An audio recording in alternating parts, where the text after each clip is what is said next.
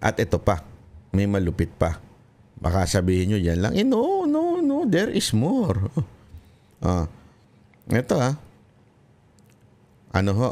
Ito. Siya rin po, yan. Yan ang pagmumukha yan. Diba? Yang itsura na yan, mapapagkatiwalaan ba yan sa tingin ninyo? Diba? Mapapagkatiwalaan ba yung ganyang klaseng itsura? Bakit? Pati prangkisa ng SMNI pinagkadiskitahan ni Gus. Diba? Gus Tambunting. Mantakin mo. Siya ang nag-deny ng franchise ng SMNI. Ngayon nga, bilang chairman ng Committee on Legislative. So, ibig sabihin, makinig kayo. Sumipsip ka na kay Speaker Romualdez by signing impeachment against VP Sara Duterte. And we all know that. And there are news and alleged accusation against this congressman who signed na meron di umano daw kayong natanggap. That is, nababalita po yan. So, tanong, kasama po ba kayo doon? Totoo po ba yung nabapabalitang bigayan? Kasi ako, meron akong congressman na kaibigan. At sinabi niya, oo, totoo yan. Sabi niya sa akin, totoo yan. Sabi ko, tindi talaga. Meron kayong patunay? Sabi niya, ang patunay lang nito, hindi ako pumirma. Kasi talagang ako ay para sa bayan. Hindi siya maka-Duterte. Hindi ho ito nag-announce na siya ay Duterte. Hindi ho siya. Hindi nga niya kilala si Pangulong Duterte in personal. Bagi si VP Sara Duterte.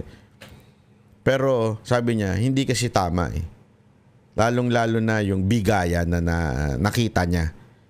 Baguhan lang ho ito pero may paninindigan ito sa buhay. Kaya nga ang tanong natin dito, Mr. Chairman ng Committee ng Legislative Franchise, how true that may bayarang 150M dun sa mga pumirma? Ako ay nagtatanong lang. Nagtatanong lang ako. Magtotoo po ba yun, sir? Pangalawang tanong, since kayo ang pumirma, meron po ba kayo natanggap? Kasi ngayon, tumatakbo kayong 2nd District Congressman dyan sa Parañaque. Diba? So, tanongin natin siya. Tapos, eto pa. Tandaan ninyo, sino ho ba ang namuno sa pagtanggal ng prangkisa? Pero hindi nagtagumpay sila dito Pero sinong namuno nun? Walang iba kung hindi si Speaker Romualdez. Bakit kanyo? Nagsimula yan nung binalita o yung doon sa news na kung saan nagtanong si Ka Eric at saka si Ma'am Lorraine na tinanong nila kung nakakatanggap ba kayo ng ganitong para sa inyong travel allowance. Yung tinanong nila yun kay Speaker Romualdez, doon nagsimula ang pag-uusig sa SMNI. Di ba? So doon po yun. Nakulong pa nga ho yung dalawa.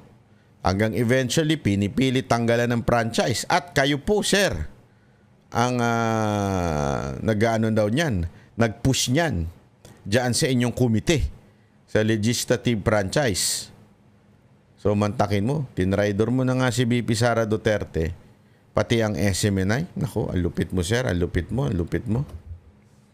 Iba ka. Ibang level yung pagiging traidor mo sa bayan. Di ba? Traidor ka sa bayan. Kasi bakit to kanyo? Ito whether you like it or not, this is a fact. Only SMNI gave a balance and help para mapaupo ang ating presidente ngayon. Actually, inyo palang presidente. Hindi ko presidente yan. Presidente ninyo. And yet, tinraidor sila ang SMNI. At ikaw pala isa sa mga namuno noon. Nako, malupit ka. Makainom nga muna. There is more. Kala nyo tapos na. Uminom lang ako mga brad. Hindi pa yan. Hindi pa kumpleto yan. Meron pa. Ano yon? Banat bay. Eto pa. Ano naman yan? Sino naman yung mga nasa picture na yan? Post ito ng kanyang asawa. Thank you for the dinner, my beloved ABS-CBN bosses, Mr. Mark Lopez and Mr. Carlo Katigbak. You never cease to amaze me. Salamat. With me is my beloved husband, the only congressman of my heart, Gus Congressman Tambunting. Nako. Nakipag-usap pa pala kayo sa ABS-CBN. Nako. Isipin mo ikaw ang chairman ng committee ng franchise, ha? Legislative franchise, tapos nakipag-usap ka sa mga sa ABS-CBN. Kaya pala napapabalitang malalagyan na ng franchise at babalik na ang franchise ng ABS-CBN. Ibang level ka, sir. Ibang level. Yung pagiging sip-sip mo sa gobyernong to, pagiging mangga mo sa gobyernong to, ibang level. No, walang biro. Ibang level po, mga kababayan. Ibang level po, ha? Talagang matindi ka, sir. Nakakaano ka. Naku, ayaw ko na lang. At, syempre, after that meeting, it was January, it was January 17, February, sinabi? Parañaque Congressman Gus Tambunting presides over the ABS-CBN franchise renewal in light of Philippine Competition Commission report favoring the same. Kaya pala, babalik ang ABS-CBN. Yan yung nababalita-balita dahil ikaw mismo nag-post nito, Congressman. Ayun, verified yan. Ikaw mismo pala ang gustong magbalik dito sa renewal ng franchise ng ABS-CBN.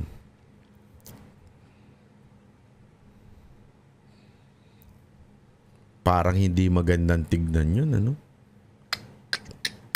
After mo makipag-meeting sa executive ng ABS-CBN, after a month, biglang ibabalik mo na yung franchise nila. Naku, ano kaya maiisip ng ibang tao dyan?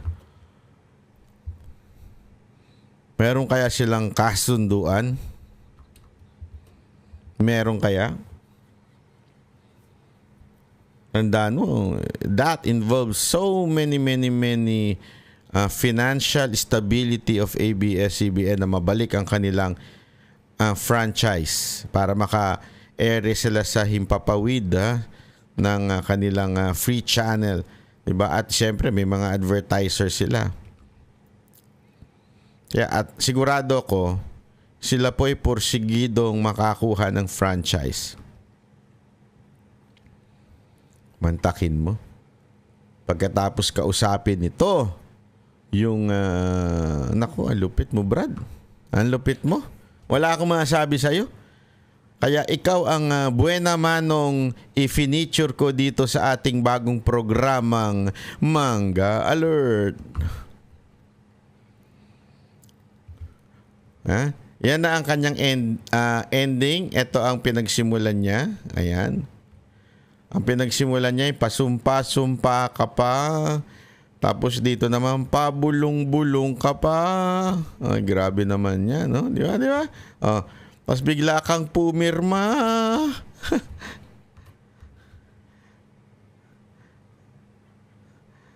Di ba? Kahit ikaw ay nakipagkita sa tatay. Ginawa pang DepEd. Ano ba to? Director ba yun?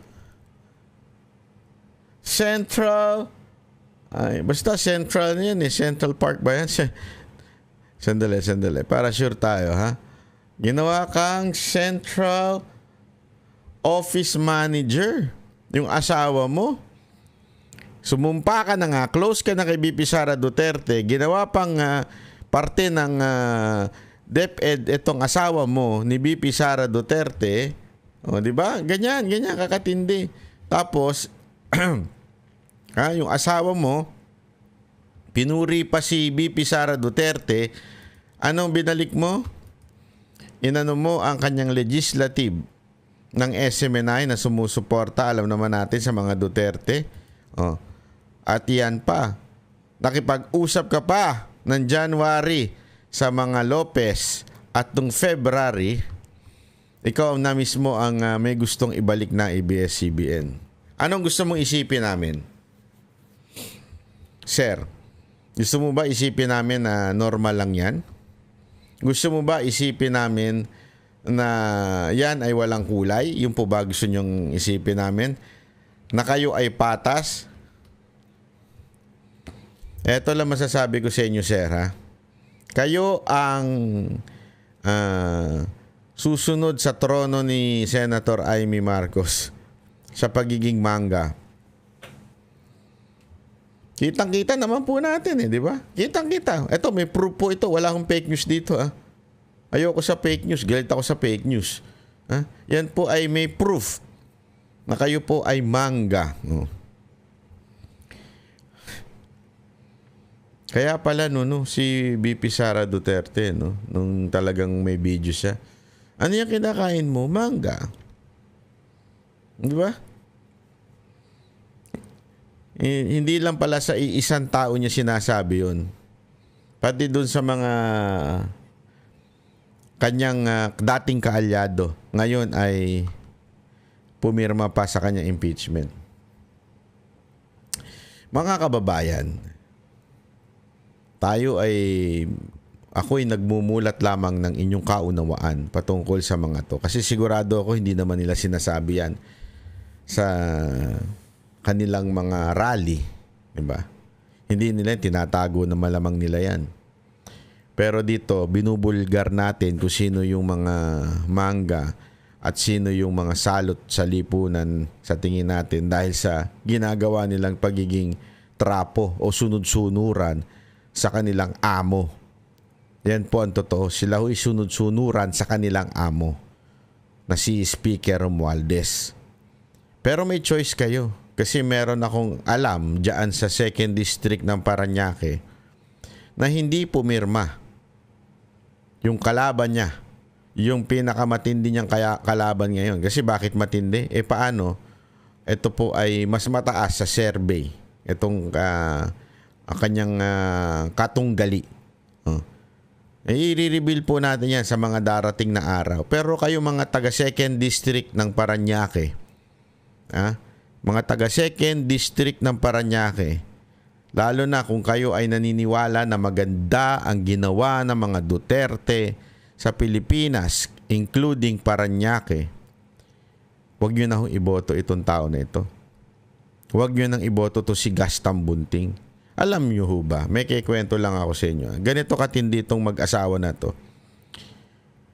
Nung tapos na yung termino ni Gas bilang congressman, kasi 3 years, di ba? Para maging 3 term lang pa pwede. Nung tapos na, pinatakbo niya ngayon yung asawa niya. So, siyempre, dahil same name recall, alam naman natin, nanalo yung asawa niya. 3 taon yun dapat na congressman. Ang ginawa ng asawa niya, ganito katindi asawa niya, parang nag-resign siya o nag-giveaway siya para maging congressman yung asawa niya. Nagigets nyo? Tapos, kaya ngayon, incumbent ito. Yung huling taon nung asawa niya bilang congresswoman, nag-resign siya, kaya ito ngayon ang congressman ngayon, si Gaston Bunting. Siya incumbent ngayon. Ibig sabihin, para makadagdag, mas madaming ang pag-upo niya bilang kongresista. Ganun sila. Diba? Garapalan. Nag-resign yung asawa para makapasok siya kaagad, makasimula na siya. So, may libre siyang 1 taon, ika nga. Lupit nyo, Brad. Kapalan na lang talaga ng mukha to. Wala na. Kasi alam nyo kung bakit uso yung ganyan. Kasi nga po, walang lumalaban sa kanila. Kasi pag bigating kasi isang lugar, alam mo na, ikaw ang pinagpalang nila lang dyan pag ikaw ay district congressman. Oh, ay, alam mo naman yung mga kalabit kalabit penge dyan. Di ba? May maraming kalabit penge sa mga barabarangay. Oh, mga kalabit penge dyan. Oh. Since ikaw ang pinagpalang congressman ng iyong distrito, alam na this. Kaya malakas siya mga yan. Nagkataon lang may malakas na pumapasok ngayon dyan sa 2nd District ng Parañaque. Kaya mga kababayan, ito lang sasabihin ko sa inyo. I-reveal ko sa inyo sa mga susunod na araw kung sino itong 2nd District na nakalaban ito ni Tambunting. At kung kayo naniniwala sa ginawa ni Pangulong Duterte at ng kanyang administrasyon at kung ito'y maganda, compare sa administrasyon ngayon, compare sa walang ginawang administrasyon na ito kung hindi magkulimbat ng salapi sa ating kaba ng bayan. Ibalik natin kung sino talaga yung mga taong nanindigan para kay BP Sara Duterte, para sa mga Duterte. Yung kalaban nito, nanindigan. Kalaban ni Gus Tambunting sa 2nd District ng Parañaque ay ninindigan na hindi siya pumirma ng impeachment ni BP Sara Duterte. So kung alam nyo pangalan yan, isulat nyo sa baba. Pero i-reveal natin yan sa mga susunod pang araw. Pero kung alam nyo na, isulat nyo sa baba. Malay nyo, mapadalang ko kayo ng GCash. Di ba? Isulat nyo dyan sa baba kung sino yung kalaban nito na magandang pwedeng ipalit dito sa hunyango na ito, isang mangga. Okay mga kababayan, so hanggang dito na lang po muna tayo. Maraming salamat po. Ako po si Banat. Bye!